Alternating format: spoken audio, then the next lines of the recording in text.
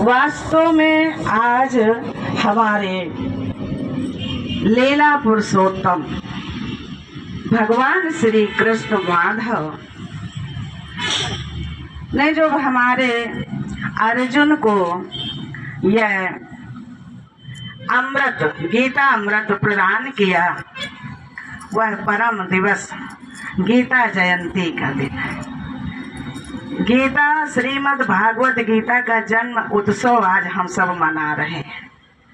धन्य है आप हम सब कि ऐसे परम उत्सव पर हम सब उपस्थित हुए हैं।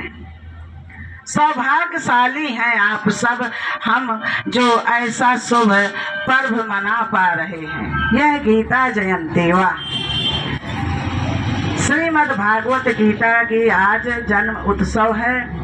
देखिए, हमारे भारत भूमि में भगवान श्री रामचंद्र जी मर्यादा पुरुषोत्तम हैं। मर्यादा पुरुषोत्तम भगवान श्री रामचंद्र जी क्या कहते हैं और क्या करते हैं, और लीला पुरुषोत्तम भगवान माधव हमारे भगवान श्री कृष्ण क्या कहते हैं और क्या करते हैं और क्या करवाते हैं।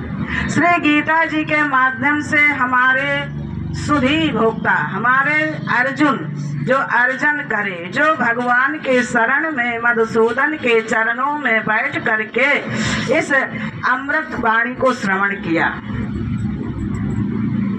भोक्तारम यज्ञ तपस्या सर्वलोक महेश्वरम सुहृदं सर्वभूतानां ज्ञात्वा माम शांति मृच्छति। मेरा भक्त मुझको सब यज्ञ और तपों का भोगने वाला, संपूर्ण लोकों के ईश्वर का भी ईश्वर, संपूर्ण भूत प्राणियों का सुहृद, स्वार्थ रहित और दयालु ऐसा जानकर शांति को प्राप्त हो जाता है।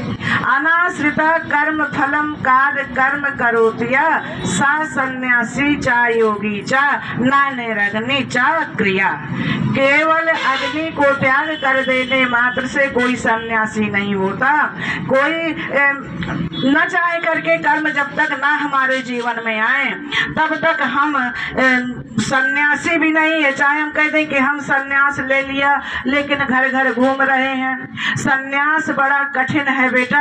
सन्यासी तो जब उसको जानो कि संसार से न्यास हो जाए, संसार की वस्तुओं में आसक्ति न रह जाए, स सन्यासी चा योगी चा नग्निमा चा क्रिया। क्योंकि अग्नि को त्याग देने वाला सन्यासी नहीं है, कर्मों को भी त्याग देने वाला सन्यासी नहीं है। क्योंकि कर्म तो एक 100 में भी होता है, वो भी तो फूलता है, पचकता है, सड़ता है, गलता है। इसलिए हम श्री गीता जी से ये समझ पाए, ये जान पाए कि कर्म कैसे हो और कर्म करने से हम निष्कर्म कैसे हो जाएं।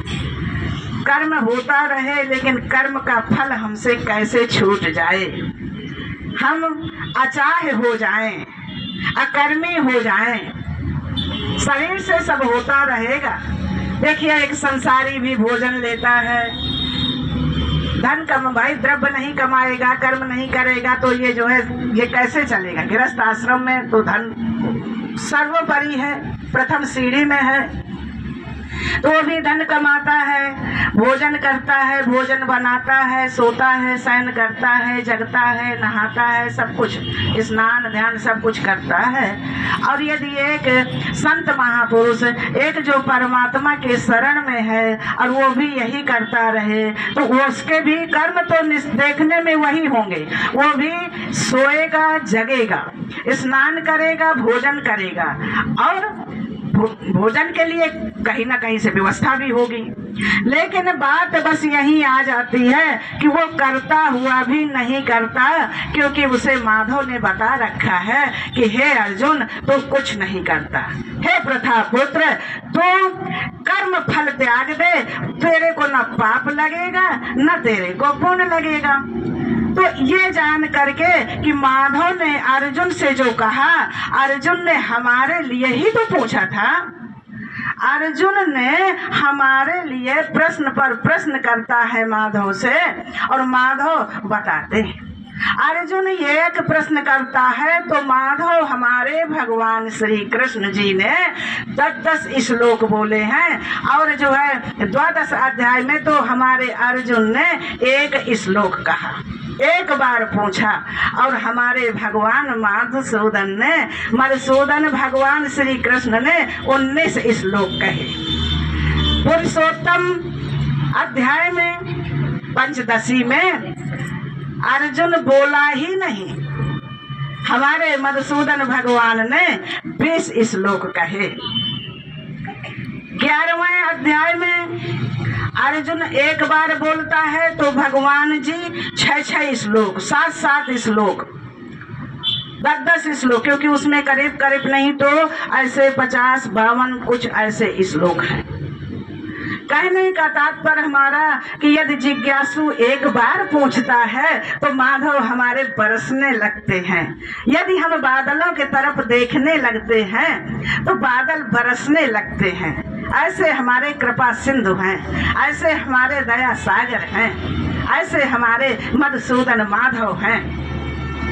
जिनकी तरफ में गोपियां तड़पती थी वो कोई साधारण नहीं है, वो तो उसके लिए क्या कहा जाए, वाणी में दम नहीं है, लेकिन फिर भी कहा जाता है, क्योंकि कहा नहीं जाएगा तो फिर समझ में हमारी जो पीढ़ी दर पीढ़ी जो हमारा सनातन ये धर्म है, वैदिक सनातन धर्म है, ये फिर समझेगा, हमारी आने वाली संतति कैसे समझेगी, इसलिए बताया जाता है। लेकिन ये तो वचन अगोचर बुद्धि परे, ये तो परे है सबसे। ऐसा हमारे परमात्मा, हमारे लीला पुरुषोत्तम भगवान श्री कृष्ण का ज्ञान है जो अर्जुन ने श्रवण किया। देखिए इतने बड़े महापुरुष हमारे गंगा पुत्र भीष्म खड़े हुए हैं, हमारे गुरुदेव द्रोणाचार्य खड़े हुए हैं, जो चिरजीवी हैं ऐसे महापुरुष कृपाचार्य खड़े हुए हैं। ऐसे ऐसे महावीरों के समकक्ष दोनों सेनाओं के बीच में, दोनों सेनाएं खड़ी हैं ना। अर्जुन ने कहा मधुसूदन मेरे रथ को दोनों सेनाओं के बीच में खड़ा कर दीजिए ले चल के, और मधुसूदन ने वही किया, माधव ने वही किया, खड़ा है रथ बीच में। लेकिन आज समझ लीजिए, हमें बहुत जब विचार करते हैं तो हमें समझ में आता है कि इतने बड़े भक्त हमारे गंगा पुत्र भीष्म थे, भगवान को वही समझते थे, वो भगवान को समझते थे कि ये साक्षात नारायण है।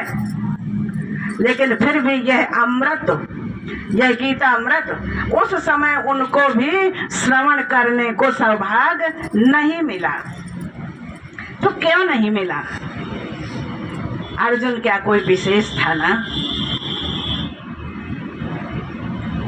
आज व्यास जी ने कृपा करा धृतराष्ट्र पे कि मैं तुम्हें दिव्य दृष्टि प्रदान करता हूँ, तुम चाहो तो ये महाभारत का महायुद्ध देख सकते हो यहीं बैठे बैठे।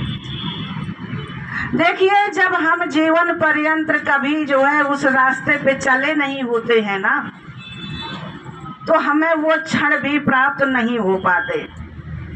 आज धृतराष्ट्र क्योंकि ना तो वो सत्संग कभी गया था, ना संतों के साथ कभी गया था, ना संतों के चरणों में गया था, ना मधुसूदन से लगाव था, तो उसने कहा कि मैंने जीवन पर्यंत तो अपने इन पुत्रों को देखा नहीं है, मेरे 100 पुत्र हैं, इनको मैंने देखा नहीं कभी, और अपनी प्रजा को भी देखा नहीं है, इसलिए मैं नेत्र लेकर के अब अंत में इनको क्या देखूंगा। देखिए अंदर से भी भाव वही निकलते हैं जो सत्य होना होता है। अब कहते मैं इनको अंत में क्या देखूं, यानी कि अंदर से ये हो रहा है कि अब अंत है।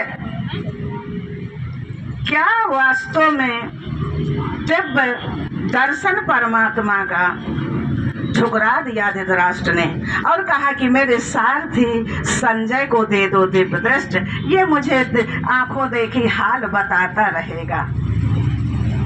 संजय का यहाँ सौभाग्य उदय हो गया। वाह क्या सुंदर, संजय को दिव्य दृष्टि मिल गई। रथी रथवान